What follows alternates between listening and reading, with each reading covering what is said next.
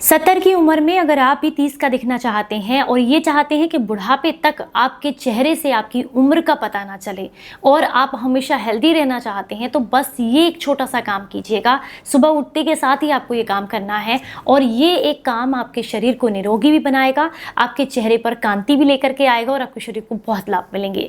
तो चलिए आपको बताते हैं कौन सा एक काम आपको करना है जिससे आपको बेहद लाभ मिलेंगे। जानकारी पसंद आए तो मुझे अप्रिशिएट करने के लिए वीडियो को लाइक कीजिएगा और इसे सभी के साथ शेयर कीजिएगा। Hello everyone, welcome back. मैं आपकी होस्ट एंड दोस्त मधु, एक सर्टिफाइड डाइटिशियन और एक नेचुरोपैथ। देखिए, हमारा आयुर्वेद बहुत मजबूत है और इसमें भी योग जो है वो काफ़ी ज़्यादा हेल्प करता है हमें निरोगी बनाने के लिए। उसमें से ही एक योग क्रिया है जिसके बारे में आज हम आपको बताएंगे और इसे करने का सही तरीका भी बताएंगे। लेकिन इसे करना कब है? सुबह के समय में सोकर उठने के लगभग आधे से 1 घंटे के बाद, जब आप पानी वानी पी लेते हैं, फ्रेश हो जाते हैं, उसके बाद आपने इसको करना है और ये एक छोटा सा नियम आपको निरोगी बना देगा। हम बात कर रहे हैं कपालभाति के बारे में। कपालभाति करने से आपके शरीर को अद्भुत लाभ मिलते हैं। सबसे पहले हम इसके फायदों के बारे में जानते हैं और उसके बाद इसे करने का सही तरीका जानेंगे। तो कपालभाति करने से आपकी किडनी मजबूत होती है, साथ ही साथ किडनी को डिटॉक्स करने में भी मदद मिलती है। यूरिन से रिलेटेड जितनी भी दिक्कतें हैं वो दूर होती हैं अगर आप कपालभाति करते हैं।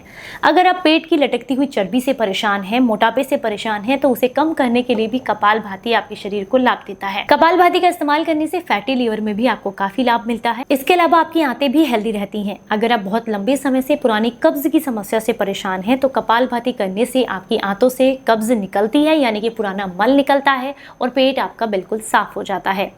कपालभाति करने से शरीर में खून का संचरण अच्छा रहता है, जिसकी वजह से आपके चेहरे पर ग्लो आता है।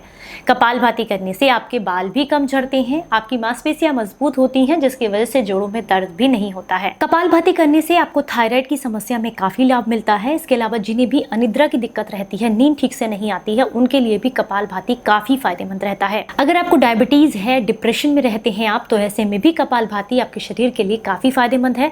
अगर आपको कोई नाक की एलर्जी है, यानी कि गर्दन से ऊपर के कोई रोग है, तो ऐसे में भी आपको कपालभाति काफी लाभ देता है।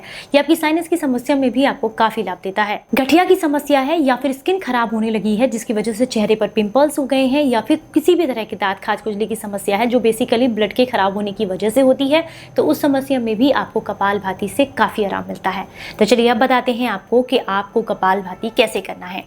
सबसे पहली और सबसे ज़रूरी बात यह है कि अगर आपके घुटनों में दर्द नहीं है तो आप पद्मासन में बैठें, यानी कि पैरों को मोड़ करके कमर को सीधा रखते हुए अपने हाथों को एकदम सीधा रखें।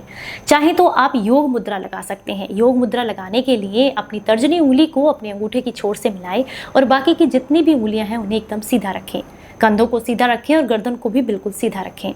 जब आप इस तरीके से बैठते हैं तो इससे आपकी कपालभाति की जो आप कह सकते हैं पोजीशन है वो एकदम अच्छी रहती है, क्योंकि कई लोग झुककर कपालभाति करते हैं, उसकी वजह से कमर में दर्द रहने लगता है और जो पूरा प्रेशर है वो कमर पर आता है, जिससे साइटिका की प्रॉब्लम बनती है। तो इसलिए इस बात का विशेष ध्यान आपको रखना है। अब कुछ लोग कहेंगे कि हम पद्मासन में नहीं बैठ सकते हैं, तो क्या हम कपालभाति नहीं कर सकते? बिल्कुल कर सकते हैं। ऐसे में आप चेयर पर बैठ करके सीधे अपनी कमर को रखिएगा और हाथों को भी अपने घुटनों पर सीधा रखिएगा। बस बेसिकली आपको चेयर पर बैठे हुए इस बात का ध्यान रखना है कि आपकी कमर झुकी हुई ना हो, कंधे झुके हुए हो ना हो। अगर आप पद्मासन में नहीं भी बैठ सकते हैं तो चेयर पर बैठकर भी इसे बहुत आसानी से किया जा सकता है। देखिए, एक बात का विशेष ध्यान रखना होता है।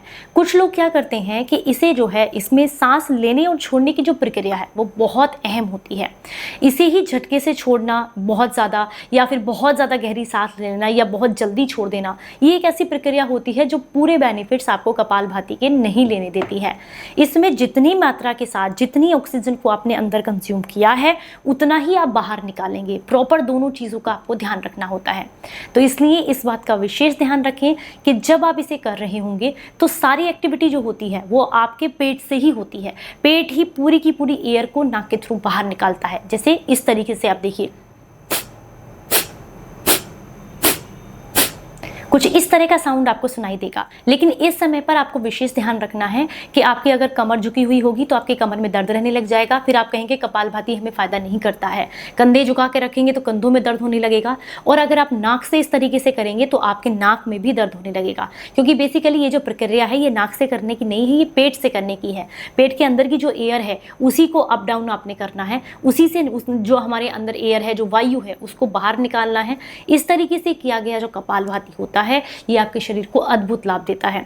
जब आप कपालभाति कर रहे हो तो अपनी आंखों को बंद रखें, मन को एकाग्रचित रखें, साथ ही साथ जो सांस हम अंदर से बाहर की तरफ फेंक रहे हैं वो किस स्पीड से आ रही है, कैसे आ रही है, उस पर ध्यान केंद्रित करने की कोशिश करें, क्योंकि ये कपालभाति के साथ साथ आपका एक मेडिटेशन भी हो जाता है, जिससे आपका दिमाग भी शांत होता है और याददाश्त भी बढ़ती है। तो उम्मीद करती हूँ आज की ये जानकारी आपको पसंद आई होगी और इसे आप ज़रूर करेंगे। खासकर वो लोग जो ये कहते हैं कि हमें कॉन्स्टिपेशन रहता है, उन्हें कपालभाति ज़रूर करना चाहिए। वो बच्चे जो कि कुछ लोगों की शिकायत रहती है कि बच्चा 5-6 साल का हो गया लेकिन उसकी ग्रोथ अच्छी नहीं है, तो 5 साल से ऊपर के बच्चे को भी आप कपालभाति आसानी से करा सकते हैं। इससे उनका डाइजेशन मजबूत होता है, खाया पिया उनके शरीर को लगता है। तो चलिए फिर मिलेंगे किसी नई जानकारी के साथ। इस एक छोटे से नियम को, इस काम को आप ज़रूर कीजिएगा ताकि आप हेल्दी रह सकें। तक अपना बेहद ख्याल रखिए और हंसते मुस्कुराते रहें। Stay healthy, stay happy. Bye bye.